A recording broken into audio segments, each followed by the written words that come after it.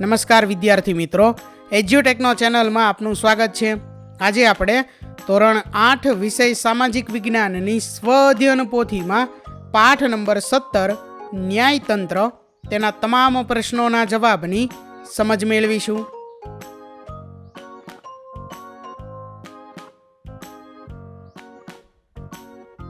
તો પાઠ નંબર 17માં સૌથી પહેલા છે પ્રશ્ન નંબર 1, જેની સૂચના છે નીચે આપેલા દરેક પ્રશ્નના ઉત્તર માટે આપેલા વિકલ્પોમાંથી સાચો વિકલ્પ શોધીને બોક્સમાં લખો। જેમાં પહેલો પ્રશ્ન છે કે ભારત દેશના ન્યાયતંત્ર વિશે કયું વિધાન સુસંગત છે? 4 વિકલ્પો આપેલા છે। વિકલ્પ એ, તેમાં 2 પ્રકારના દાવા ચાલે છે। વિકલ્પ બી, ભારતના સંઘ રાજ્યમાં સમગ્ર દેશ માટે સળંગ અને એકસૂત્રી ન્યાય પદ્ધતિ છે। વિકલ્પ સી, ન્યાયતંત્રની ટોચની અદાલત સર્વોચ્ચ અદાલત છે। કે વિકલ્પ ડી, ઉપરોક્ત તમામ? તો જવાબ આવે વિકલ્પ ડી, ઉપરોક્ત તમામ। એટલે પ્રશ્ન 1ની સામે આવેલા બોક્સમાં આપણે ડી લખવાનું છે।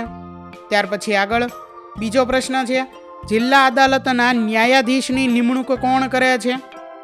તો એમાં જવાબ આવશે વિકલ્પ એ, રાજ્યપાલ। ત્રીજો પ્રશ્ન છે, ન્યાયતંત્રને વધારે લોકાભિમુખ બનાવવામાં કોનો ફાળો મોટો છે? તો એનો જવાબ છે વિકલ્પ બી, જાહેર હિતની અરજીનો। ત્યાર પછી ચોથો પ્રશ્ન છે, અદાલતોમાં કેસોનું ભારણ ઘટાડવા માટે કાયદા વિભાગ દ્વારા કઈ અદાલતોની રચના થયેલી છે? તો જવાબ છે વિકલ્પ સી, લોક અદાલતો। પાંચમો પ્રશ્ન, ભારતના બંધારણમાં કોની સ્વાયત્તતાનું રક્ષણ કરવામાં આવ્યું છે? વિકલ્પ સી, ન્યાયતંત્રનું। ત્યાર પછી આગળ છઠ્ઠો પ્રશ્ન છે, કેશવાનંદ ભારતી કેસના ચુકાદામાં સર્વોચ્ચ અદાલતે નાગરિકોની કઈ બાબતના રક્ષણની વાત કરી હતી? તો જવાબ છે વિકલ્પ બી, મૂળભૂત હકોની। ત્યાર પછી સાતમો પ્રશ્ન છે, અદાલતના નિર્ણય કે ચુકાદા વિરુદ્ધ સર્વોચ્ચ અદાલતમાં અપીલ થઈ શકતી નથી? જવાબ છે વિકલ્પ બી, લશ્કરી અદાલતના। ત્યાર પછી આઠમો પ્રશ્ન છે, અદાલતો માટે કઈ અદાલતે આપેલા ચુકાદા કે નિર્ણય કાયમી દસ્તાવેજ ગણાય છે? જવાબ છે વિકલ્પ સી, સર્વોચ્ચ અદાલત। ત્યાર પછી આગળ નવમો પ્રશ્ન છે, સર્વોચ્ચ અદાલતના ન્યાયાધીશોને હોદ્દા પરથી દૂર કરવાની પ્રક્રિયાને શું કહેવામાં આવે છે? જવાબ છે વિકલ્પ એ, મહાભિયોગ। ત્યાર પછી 10મો પ્રશ્ન છે, કઈ અદાલતના ચુકાદા ભારતની કોઈ પણ અદાલતમાં પડકારી શકાતા નથી? તો જવાબ છે વિકલ્પ ડી, સર્વોચ્ચ અદાલતના। ત્યાર પછી આગળ પ્રશ્ન નંબર 2, જેની સૂચના છે ખાલી જગ્યા પૂરો। જેમાં પહેલી ખાલી જગ્યા છે, 2 કે તેથી વધુ રાજ્યો માટે ખાલી જગ્યા જ વડી અદાલત પણ હોઈ શકે છે? તો એક જ વડી અદાલત હોઈ શકે છે, એટલે પહેલી ખાલી જગ્યામાં 1 આવશે। બીજી ખાલી જગ્યા, જિલ્લા અદાલતમાં ન્યાયાધીશ દીવાની દાવા ચલાવે ત્યારે તે ખાલી જગ્યા કહેવાય છે? જવાબ છે જિલ્લા ન્યાયાધીશ। ત્રીજી ખાલી જગ્યા, વડી અદાલતના મુખ્ય ન્યાયાધીશની નિમણૂક ખાલી જગ્યા કરે છે? જવાબ છે રાજ્યપાલ। ચોથી ખાલી જગ્યા, વડી અદાલતના મુખ્ય ન્યાયાધીશને રાજ્યના ખાલી જગ્યા અથવા તેમણે આ સંબંધમાં નિમાયેલ વ્યક્તિ શપથ લેવડાવે છે? તો જવાબ છે રાજ્યપાલ।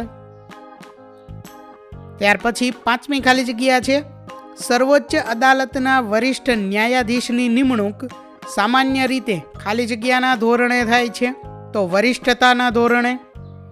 ત્યાર પછી 6ઠી ખાલી જગ્યા, સર્વોચ્ચ અદાલતના ન્યાયાધીશને હોદ્દા પરથી દૂર કરવાની 2/3 પ્રક્રિયા વિધિ ખાલી જગ્યા કહેવાય છે? તો મહાભિયોગ। ત્યાર પછી 7મી ખાલી જગ્યા છે, સર્વોચ્ચ અદાલત ખાલી જગ્યાના અર્થઘટન માટે થયેલા ચુકાદા પરની અપીલો સાંભળે છે? તો જવાબ છે બંધારણ। ત્યાર પછી આગળ પ્રશ્ન નંબર 3, જેની સૂચના છે નીચેના વિધાનો ખરા છે કે ખોટા તે જણાવો। જેમાં પહેલું વિધાન છે, મકાન, જમીન કે અન્ય સંપત્તિના હક અંગેના દાવાઓ ફોજદારી દાવા કહેવાય છે? તો આ વિધાન ખોટું છે। બીજું વિધાન, ભારતના ન્યાયતંત્રમાં તેના સૌથી ટોચના સ્થાને વડી અદાલત છે? તો આ વિધાન ખોટું છે। ત્રીજું, દરેક જિલ્લામાં દીવાની અને ફોજદારી અદાલતો હોય છે? તો આ વિધાન ખરું છે। ચોથું, ગુજરાત રાજ્યની વડી અદાલત ગાંધીનગરમાં આવેલી છે. તો આ વિધાન ખોટું છે. પાંચમું, આપણા દેશનું ન્યાયતંત્ર કેન્દ્ર અને રાજ્ય સરકારોની સત્તાની મર્યાદા નક્કી કરે છે. તો આ વિધાન ખરું છે. છઠ્ઠું, વડી અદાલત તેની તાબાની અદાલતો અને સર્વોચ્ચ અદાલતને જોડતી કડીરૂપ સ્થાન ધરાવે છે. તો આ વિધાન ખરું છે. સાતમું, એક રાજ્ય માટે 2 વડી અદાલતો હોઈ શકે છે. તો આ વિધાન ખોટું છે. આઠમું, ભારતની બધી વડી અદાલતોના ન્યાયાધીશોની સંખ્યા એક સરખી હોય છે. તો આ વિધાન ખોટું છે. આગળ છે ત્યાર પછી પ્રશ્ન નંબર 4, જેની સૂચના છે ખોટો શબ્દ છે કે વિધાન ફરીથી લખો. તો અહીં જે વિધાન આપેલું છે તે વિધાનમાંથી ખોટો શબ્દ ચેકવાનો છે અને સાચું વિધાન જે છે તે ફરીથી લખવાનું છે. તો પહેલા વિધાનની અંદર વડી અદાલત જે શબ્દ છે તે ચેકવાનો છે, એટલે આપણું સાચું વિધાન બને સર્વોચ્ચ અદાલતનો ચુકાદો દેશની અન્ય તમામ અદાલતો માટે બંધન કરતા છે. ત્યાર પછી બીજું વિધાન જે છે તેમાં હાઈકોર્ટ શબ્દ જે છે તે ચેકવાનો છે, એટલે આપણું સાચું વિધાન બને રાજ્ય માટે સર્વોચ્ચ અદાલત નજીરી અદાલત એટલે કે કોર્ટ ઓફ રેકોર્ડ્સ ગણાય છે. ત્યાર પછી ત્રીજું જે વિધાન છે તેમાં વડી અદાલત શબ્દ જે છે તે ચેકવાનો છે, એટલે આપણું સાચું વિધાન બને ભારતના ન્યાયતંત્રની ટોચ ઉપર સર્વોચ્ચ અદાલત છે. ચોથું જે વિધાન છે તેમાં તાલુકા અદાલત આ શબ્દ ચેકવાનો છે, એટલે આપણું સાચું વિધાન બને ન્યાયિક એટલે કે જ્યુડિશિયલ મેજિસ્ટ્રેટ આપણા ચુકાદા વિરુદ્ધ જિલ્લા અદાલતમાં અપીલ કરી શકાય છે. ત્યાર પછી આગળ છે પ્રશ્ન નંબર 5, જેની સૂચના છે પારિભાષિક શબ્દો. તો અહીં જે પારિભાષિક શબ્દો જે છે તેની સમજ આપવાની છે. પહેલો શબ્દ છે લોક અદાલત. તો એમાં આપણે લખી શકીએ કે રોજ અદાલતમાં આવતા કેસોની સંખ્યાની સામે નિકાલ થતા કેસોની સંખ્યા ઓછી હોવાથી અદાલતમાં કેસોનો ભરાવો દિન પ્રતિદિન વધતો જાય છે. એ કેસોનું ભારણ ઘટાડવા માટે સરકારશ્રીના કાયદા વિભાગ દ્વારા લોક અદાલતોનું આયોજન કરવામાં આવે છે. ત્યાર પછી બીજો શબ્દ છે મહાભિયોગ. તો સર્વોચ્ચ અદાલતના ન્યાયાધીશોને દૂર કરવા ખાસ પ્રક્રિયા છે. સાબિત થયેલ ગેરવર્તણૂક અથવા બિનકાર્યક્ષમતા માટે આ પ્રક્રિયા કરવામાં આવે છે. સંસદના બંને ગૃહોમાં 2/3 બહુમતીએ આ દરખાસ્ત પસાર કરવી પડે છે, જેના આધારે રાષ્ટ્રપતિ તેઓને હોદ્દા ઉપરથી દૂર કરે છે. આ પ્રક્રિયાને મહાભિયોગ કહેવામાં આવે છે. ત્યાર પછી ત્રીજો શબ્દ છે પ્રથમદર્શીય નોંધ. તો ગુનાનો ભોગ બનનાર વ્યક્તિ સૌ પ્રથમ નજીકના પોલીસ સ્ટેશનમાં તેની ફરિયાદ નોંધાવે છે અથવા મૌખિક ફરિયાદ કરે છે. કેટલીક વાર પોલીસ સામેથી પણ ગુનાની નોંધ કરે છે. આમ ફરિયાદ અંગેની માહિતી પ્રથમવાર મળતી હોવાથી તેને પ્રથમદર્શીય અથવા પ્રથમદર્શીય નોંધ કહેવામાં આવે છે. ચોથો શબ્દ છે નજીરી અદાલત. તો જે અદાલતના ચુકાદાની નોંધ પુરાવાનું મૂલ્ય ધરાવે છે અને જ્યારે તે રજૂ કરવામાં આવે ત્યારે તેની કાયદેસરતા સામે વાંધો લઈ શકાતો નથી, તેને નજીરી અદાલત કોર્ટ ઓફ રેકોર્ડ્સ કહેવામાં આવે છે. ત્યાર પછી પ્રશ્ન નંબર 6, જેની સૂચના છે કે 2 કે 3 વાક્યોમાં જવાબ આપો. જેમાં પહેલો પ્રશ્ન છે સેશન્સ ન્યાયાધીશ કેવા પ્રકારના દાવા ચલાવે છે. તો સેશન્સ ન્યાયાધીશ ફોજદારી મુકદ્દમા ચલાવે છે. સેશન્સ ન્યાયાધીશ ગુનેગારને ફાંસી, જન્મટીપ કે 10 વર્ષથી વધુ કેદની સજા કરવાની સત્તા ધરાવે છે. બીજો પ્રશ્ન છે સર્વોચ્ચ અદાલતના ન્યાયાધીશને હોદ્દા પરથી બરતરફ કરવાની પ્રક્રિયા સમજાવો. તો રાષ્ટ્રપ્રમુખ સર્વોચ્ચ અદાલતના ન્યાયાધીશને માત્ર સાબિત થયેલી ગેરવર્તણૂક અથવા બિનકાર્યક્ષમતાના આધારે મહાભિયોગથી દૂર કરી શકે છે. સંસદના બંને ગૃહોમાં કુલ થતા હાજર અને મતદાન કરતા સભ્યોની 2/3 બહુમતીથી ઠરાવ પસાર થાય ત્યારે જ તેમને પદ પરથી હટાવી શકાય છે. ત્રીજો પ્રશ્ન છે SUOMOTO એટલે કે સ્યુ મોટો છે કહેવાય, શું કહેવાય? બરોબર, અહીંયા એ રીતે છે. જવાબમાં આપણે લખી શકીએ કે કોઈ વખત અદાલત જાતે જાહેર હિતની બાબતે કેસ દાખલ કરે ત્યારે સુઓ મોટો એટલે કે SUOMOTO સુઓ મોટો કહેવામાં આવે છે. ચોથો પ્રશ્ન છે, ગોપનીયતાના અધિકારોનું રક્ષણ એ કયા કયા કેસ દ્વારા ઠરાવ્યું હતું?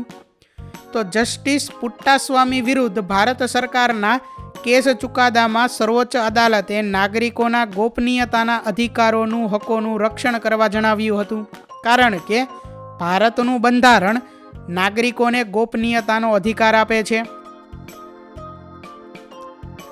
ત્યાર પછી આગળ પ્રશ્ન નંબર 7 જેની સૂચના છે પ્રશ્નોના જવાબ આપો. જેમાં પહેલો પ્રશ્ન છે, આપણા દેશમાં કયા કયા પ્રકારના દાવા અંગે ન્યાય આપવામાં આવે છે? તો આપણા દેશમાં દીવાની અને ફોજદારી એમ 2 પ્રકારના દાવા અંગે ન્યાય આપવામાં આવે છે. બીજો પ્રશ્ન છે, દેશના નાગરિકોને ન્યાય આપવા માટે કઈ કઈ અદાલતોની સ્થાપના કરવામાં આવી છે? તો આપણા દેશમાં નાગરિકોને ન્યાય આપવા માટે તાલુકા અદાલતો, જિલ્લા અદાલતો, વડી અદાલતો અને સર્વોચ્ચ અદાલતની સ્થાપના કરવામાં આવી છે. ત્રીજો પ્રશ્ન છે, ભારતના સંઘ રાજ્યમાં સમગ્ર દેશ માટે કેવા પ્રકારની ન્યાય પદ્ધતિ છે? તો ભારતના સંઘ રાજ્યમાં સમગ્ર દેશ માટે સળંગ, સુગ્રથિત, એકસૂત્રી અને સ્વતંત્ર પ્રકારની ન્યાય પદ્ધતિ છે. ચોથો પ્રશ્ન છે, રાજ્યની વડી અદાલતના તાબામાં કઈ કઈ અદાલતો હોય છે? તો રાજ્યની વડી અદાલતના તાબામાં જિલ્લા અને તાલુકાની અદાલતો હોય છે. ત્યાર પછી પાંચમો પ્રશ્ન છે, ફોજદારી મામલાની સૌથી નીચલી કોર્ટ કઈ છે? તે કયા કેસોની સુનાવણી હાથ ધરે છે? તો જવાબ છે કે ફોજદારી મામલાની સૌથી નીચલી કોર્ટ ન્યાયિક જ્યુડિશિયલ મેજિસ્ટ્રેટની છે. તે ચોરી, લૂંટફાટ, મારામારી વગેરે ફોજદારી કેસોની સુનાવણી કરે છે. છઠ્ઠો પ્રશ્ન છે, ન્યાયિક એટલે કે જ્યુડિશિયલ મેજિસ્ટ્રેટ ગુનેગારને કેટલી સજા કરવાની સત્તા ધરાવે છે? તો ન્યાયિક મેજિસ્ટ્રેટ ગુનેગારને 3 વર્ષ સુધીની કેદ અને 10,000 રૂપિયા સુધીના દંડની સજા કરવાની સત્તા ધરાવે છે. ત્યાર પછી આગળ છે પ્રશ્ન નંબર 8 જેની સૂચના છે કારણો આપો. જેમાં પહેલું છે, વડી અદાલત મહત્વનું સ્થાન ધરાવે છે. તો ભારતની સંઘીય શાસન પદ્ધતિમાં સમગ્ર દેશ માટે સળંગ, એકસૂત્રી અને સ્વતંત્ર સ્વરૂપનું ન્યાયતંત્ર છે. વડી અદાલત જિલ્લા અદાલતોની અપીલો સાંભળે છે અને તેના ચુકાદાઓ આપે છે, જ્યારે વડી અદાલતોની અપીલો સર્વોચ્ચ અદાલત સાંભળે છે અને તેના ચુકાદાઓ આપે છે. આમ ભારતના ન્યાયતંત્રમાં વડી અદાલત મહત્વનું સ્થાન ધરાવે છે. બીજો પ્રશ્ન છે, ન્યાયતંત્ર લોકશાહી માટે આધારભૂત છે. તો ભારતીય સંઘીય લોકશાહીમાં બંધારણ અને નાગરિકોની મૂળભૂત હકોનું રક્ષણ કરવા તેમજ કેન્દ્ર અને રાજ્ય વચ્ચે અથવા રાજ્ય વચ્ચે સત્તાઓ અને કાર્યક્ષેત્ર અંગે કોઈ ઘર્ષણો ઊભા થાય તો તેના બંધારણીય ઉકેલ લાવવા માટે સ્વતંત્ર અને નિષ્પક્ષ ન્યાયતંત્રની જોગવાઈ કરવામાં આવી છે. ત્રીજો પ્રશ્ન છે, ન્યાયતંત્રની જરૂરિયાત છે, શા માટે? તો જવાબમાં આપણે લખી શકીએ કે નિર્દોષ વ્યક્તિને સજા ન થાય તે માટે ન્યાયતંત્ર પૂરતી સાવચેતી રાખે છે. સાથે જ દોષિત વ્યક્તિ કાયદાની પકડમાંથી છટકી ન જાય તેની પણ ખાસ કાળજી લેવાય છે. તેથી ગુનેગારોને યોગ્ય સજા આપી સમાજમાં કાયદો અને વ્યવસ્થા જાળવવી ન્યાયતંત્રની મહત્વપૂર્ણ જવાબદારી છે. ત્યાર પછી ચોથો પ્રશ્ન છે, સર્વોચ્ચ અદાલતનો નિર્ણય તમામ અદાલતો માટે બંધનકર્તા છે. તો સર્વોચ્ચ અદાલત એ ન્યાય માટેની સર્વોપરી અને આખરી અદાલત છે. તેના ચુકાદા અને નિર્ણયો અંતિમ ગણાય છે. એ ચુકાદા કે નિર્ણયો વિરુદ્ધ ક્યાંય અપીલ થઈ શકતી નથી. સર્વોચ્ચ અદાલત દેશની તમામ અદાલતો ઉપર નિયંત્રણ, માર્ગદર્શન અને દેખરેખનો અધિકાર ધરાવે છે. આથી સર્વોચ્ચ અદાલતનો નિર્ણય તમામ અદાલતો માટે બંધનકર્તા છે. ત્યાર પછી આગળ પ્રશ્ન નંબર 9 જેની સૂચના છે જોડકા જોડો. અહીં વિભાગ અ અને વિભાગ બ 2 વિભાગ આપેલા છે અને વચ્ચે આપણે જવાબ લખવાનો છે. વિભાગ અ માંથી પહેલું છે જમીન, મકાન અને સંપત્તિ વગેરેના દાવા. તો એની સામે આવશે વિકલ્પ સી દીવાની દાવા. બીજો છે પ્રથમદર્શીય નોંધ. તો એની સામે આવશે વિકલ્પ ઈ FIR. ત્રીજું છે ઝડપી અને બિન ખર્ચાળ ન્યાય. તો એની સામે આવશે વિકલ્પ બી લોક અદાલત. ચોથું છે ચોરી, ખૂન, લૂંટફાટ વગેરે દાવા. તો એની સામું આવશે વિકલ્પ એ ફોજદારી દાવા. એટલે પહેલાની સામું સી, બીજાની સામું ઈ, ત્રીજાની સામું બી અને ચોથાની સામું એ આવશે. આગળ જોઈએ ત્યાર પછી પ્રશ્ન નંબર 10 જેની સૂચના છે ટૂંકનોંધ લખો. પહેલી ટૂંકનોંધ છે અહીં સર્વોચ્ચ અદાલત. તો આપણા દેશની સર્વોચ્ચ અદાલત દિલ્હીમાં સ્થિત છે અને તે દેશની સૌથી ઊંચી અદાલત છે. તેની સ્થાપના 28 જાન્યુઆરી 1950ના રોજ થઈ હતી. રાષ્ટ્રપ્રમુખ પ્રધાનમંત્રીની સલાહથી મુખ્ય ન્યાયમૂર્તિ અને અન્ય ન્યાયમૂર્તિઓની નિમણૂક કરે છે, જે સામાન્ય રીતે વરિષ્ઠતાના આધારે થાય છે. ન્યાયમૂર્તિઓ હોદ્દા સ્વીકારતા પહેલા રાષ્ટ્રપ્રમુખ સમક્ષ સોગંદ લે છે. સર્વોચ્ચ અદાલતનો વ્યવહાર અંગ્રેજીમાં ચાલે છે અને તેના ચુકાદા દેશની તમામ અદાલતો માટે બાધ્યક હોય છે.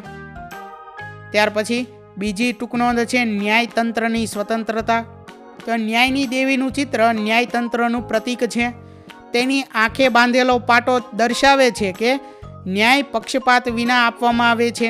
હાથમાં રહેલું ત્રાજવું ન્યાયને સમતોલ રીતે તોળવાનું સૂચવે છે. તલવાર ગુનો સાબિત થાય તો કડક સજાનું પ્રતીક છે. ન્યાયતંત્રને કારોબારી તંત્રથી સ્વતંત્ર રાખવામાં આવ્યું છે, જેથી ન્યાયાધીશો નિષ્પક્ષ રીતે કાર્ય કરી શકે. ત્યાર પછી આગળ છે પ્રશ્ન નંબર 11 જેની સૂચના છે ન્યાયતંત્રનું માળખું દોરી તેના વિશે સમજાવો. તો વિદ્યાર્થી મિત્રો અહીં ન્યાયતંત્રનું માળખું દોરેલું છે, જે તમારે જોઈ અને દોરવાનું છે. સૌથી નીચે છે અહીં તાલુકા અદાલતો, એનેથી ઉપર આવશે જિલ્લા અદાલતો, તેનેથી ઉપર આવશે વડી અદાલતો અને સૌથી ઉપર આવશે સર્વોચ્ચ અદાલત. ત્યાર પછી તેની સમજમાં આપણે લખી શકીએ કે ન્યાયતંત્ર સરકારનું ત્રીજું અંગ છે. તે દેશના નાગરિકોને ન્યાય આપવાનું કાર્ય કરે છે. આ માટે દેશમાં તાલુકા અદાલતો, જિલ્લા અદાલતો, વડી અદાલતો અને સર્વોચ્ચ અદાલતની સ્થાપના કરવામાં આવી છે. ભારતના ન્યાયતંત્રના પાયામાં તાલુકા અદાલતો છે, જ્યારે ટોચ પર સર્વોચ્ચ અદાલત છે. ભારતીય સંઘરાજ્યમાં સમગ્ર દેશ માટે એકધારું, સળંગ, સુગ્રંથિત અને સ્વતંત્ર સ્વરૂપનું ન્યાયતંત્ર ગોઠવવામાં આવ્યું છે. આપણા દેશના ન્યાયતંત્રમાં દીવાની અને ફોજદારી એમ બે પ્રકારના દાવા અંગે ન્યાય આપવામાં આવે છે. મકાન, જમીન કે અન્ય સંપત્તિના હક અંગેનો દાવો દીવાની દાવા કહેવાય છે, જ્યારે ચોરી, લૂંટફાટ, ખૂન, મારામારી વગેરેના દાવાઓ ફોજદારી દાવા કહેવાય છે. તો વિદ્યાર્થી મિત્રો અહીં ધોરણ 8 વિષય સામાજિક વિજ્ઞાનની સ્વ અધ્યયન પોથીમાં પાઠ નંબર 17 ન્યાયતંત્ર તેના તમામ પ્રશ્નોનું સોલ્યુશન પૂર્ણ થાય છે. વિદ્યાર્થી મિત્રો, આપેલા વિડીયોની જો તમારે પીડીએફની જરૂર હોય તો તમે આપણી એપ્લિકેશન સ્માર્ટ સાથી પરથી મેળવી શકશો.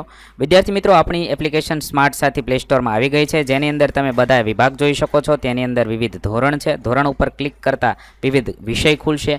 વિષય ઉપર ક્લિક કરતાં તેની અંદર આવતા પાઠ ખુલશે. તેની અંદરથી તમે પાઠ્યપુસ્તક પણ ડાઉનલોડ કરી શકો છો. તેની અંદર આપેલા પાઠમાં ક્લિક કરતાં તમે પાઠની પીડીએફ, સ્વાધ્યાયની પીડીએફ, સ્વાધ્યાયન પોથીની પીડીએફ, પાઠના વિવિધ વિડીયોઝ, સ્વાધ્યાયના વિડીયોઝ, સ્વાધ્યાયન પોથીના વિડીયોઝ બધું જોઈ શકો છો અને ડાઉનલોડ પણ માત્ર એક ક્લિકમાં કરી શકો છો. વિદ્યાર્થી મિત્રો, આપણી એપને સપોર્ટ કરજો, ડાઉનલોડ કરજો. થેન્ક યુ દોસ્તો. એજ્યુકટેકનો ચેનલ તરફથી વિડીયો નિહાળવા બદલ આપનો આભાર. આવા બીજા વિડીયોઝ નિહાળવા માટે અમારી યુટ્યુબ ચેનલ એજ્યુકટેકનો અત્યારે જ સબસ્ક્રાઇબ કરો. આભાર દોસ્તો.